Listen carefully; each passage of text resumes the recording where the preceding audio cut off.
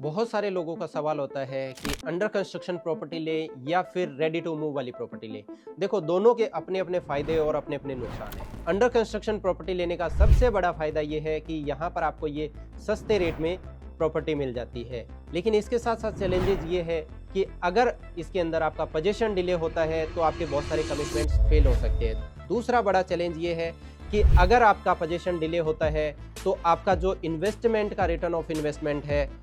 ROI आपका है, वो डिले होता जाएगा। तीसरा और सबसे बड़ा चैलेंज ये है कि अगर आपका बिल्डर डिफॉल्ट कर गया तो आपका पूरा का पूरा पैसा ही डूब सकता है। वहीं पर अगर मैं बात करूं रेडी टू मूव प्रॉपर्टी की, तो इसका सबसे बड़ा चैलेंज ये है कि ये महंगे रेटों में मिलती है, लेकिन इसके फायदे ये है कि अगर आप कहीं रेंट पे रह रहे हैं तो आप सेम डे से उस प्रॉपर्टी में मूव कर सकते हैं और आपका रेंट वहाँ पे तुरंत प्रभाव से बंद हो जाएगा। दूसरा